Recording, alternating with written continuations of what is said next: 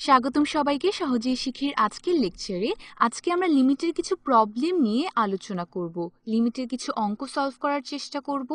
আর যারা সহজেই শিখির লেকচারগুলো নিয়মিত দেখে এসেছো তারা যদি লিমিটের সেকেন্ড লেকচারের কথা মনে করে থাকো, আমি কিন্তু ওখানে দেখিয়েছিলাম কিভাবে অ্যালজেব্রা ইউজ করে লিমিটের প্রবলেম সলভ করা হয়। সো ওটা যদি দেখে থাকো এবং বুঝে থাকো, আজকের ভিডিওটা তোমাদের জন্য অতটা কঠিন হবে না।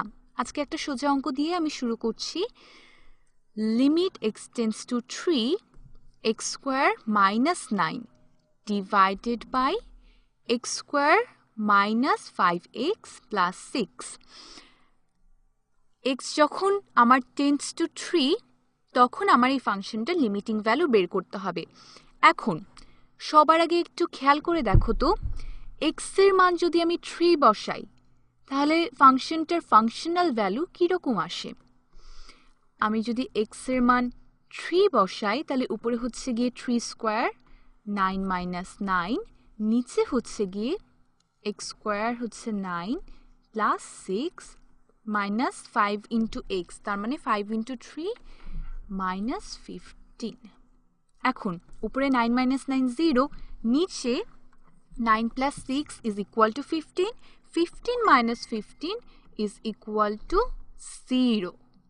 তার মানে যখন আমি x এর মানটা 3 বসাচ্ছি তখন কিন্তু এই ফাংশনের ফাংশনাল ভ্যালু পাওয়া যাচ্ছে না।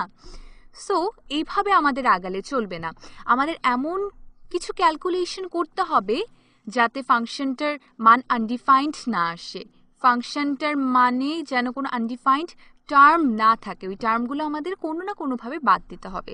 সো চলো শুরু করা যাক। আর এভাবে যেহেতু পারছি না, এভাবে কাটা। লিমিট x টেন্ডস টু 3 এখন খেয়াল করে দেখো, হরে আছে x square minus 5x plus 6। এটাকে কি কোনোভাবে মিডল টার্ম ব্রেক করা যায়? অবশ্যই যায়। এবং মিডল টার্ম ব্রেক করলে কত আসে? মিডল টার্ম ব্রেক করলে আসে হচ্ছে গিয়ে x minus 2 into x minus 3। এরপর লবে যেটা আছে খেয়াল করো, x স্কোয়ার মাইনাস 9 আছে, 9কে আমরা 3 স্কোয়ার লিখতে পারি,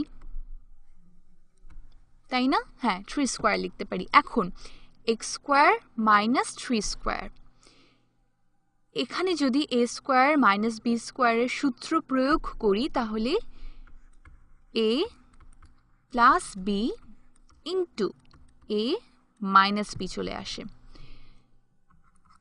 পরবর্তী লাইনে চলে যাই। এখন পরবর্তী লাইনে যাওয়ার আগে একটু খেয়াল করি, উপরে আছে আমার x মাইনাস 3, নিচেও আমার x মাইনাস 3 আছে। এখন x এর মান যদি আমি 3 বসাতাম, উপরে আসতো 3 মাইনাস 3 0, নিচেও আমার আসতো 3 minus 3 which is equal to 0। তাহলে 0 0 তো কাটাকাটি করা যায় না, আবার কিন্তু ঘুরে ফিরে অসংজ্ঞায়িত চলে আসছে। কিন্তু এখানে খেয়াল করো, লেখা আছে x tends to 3। So x এর মান আমি 3 বসাচ্ছি না, 3 এর খুব কাছাকাছি একটা মান বসাচ্ছি। আর যেহেতু 3 এর খুব কাছাকাছি একটা মান বসাচ্ছি, x মাইনাস 3 এর মান 0 আসবে না, 0 এর কাছাকাছি একটা মান আসবে। আর যেহেতু 0 আসবে না, এটা আমি আরামসে কাটাকাটি করে দিতে পারছি। কাটাকাটি করার পর নেক্সট লাইনে আমার আসছে x plus 3 divided by x minus 2। এখন আগের লাইনে কিন্তু x এর মান আমি 3 বসাতে পারিনি, অসংজ্ঞায়িত আসবে এই ভয়ে আমি 3 বসাতে পারিনি। কিন্তু এখন এই লাইনে কি x এর মান 3 বসানো যায়? একটু খেয়াল করো তো তোমরা। x এর মান যদি উপরে আমি 3 বসাই তাহলে 3 প্লাস 3 ইজ ইকুয়াল টু 6 আসছে, আর নিচে 3 মাইনাস 2 ইজ ইকুয়াল টু 1 আসছে। তাহলে আরামসে আমি এবার x এর মান 3 বসিয়ে দিই। আর যেহেতু আমি 3 বসাচ্ছি, লিমিট x টেন্ডস টু 3 এই কথাটা আমি আর রাখছি না। তাহলে 3 + 3 = 6, নিচে 3 - 2, 1 / 6। আমার তাহলে অ্যান্সার কত আসছে? অ্যান্সার আসছে হলো গিয়ে 6। তাহলে খেয়াল করো, এই যে আমরা অঙ্কটা করলাম, এখানে আমরা কি করেছিলাম? প্রথমে আমরা x এর মানটা বসানোর চেষ্টা করেছিলাম, কিন্তু যখন দেখছি x এর মান বসিয়ে ফাংশনটার কোনো মান আমি পাচ্ছি না, আমি কিছু ক্যালকুলেশন করলাম যাতে আমার আনডিফাইন্ড টার্মগুলো বাদ হয়ে যায়। এবং এক্ষেত্রে কি ক্যালকুলেশনটা করেছি? এক্ষেত্রে আমি সেকেন্ড লাইনে দেখো উৎপাদকে বিশ্লেষণ করেছি। উৎপাদকে বিশ্লেষণ, হরকেও আমি উৎপাদকে বিশ্লেষণ করেছি, লবকেও আমি উৎপাদকে বিশ্লেষণ করেছি।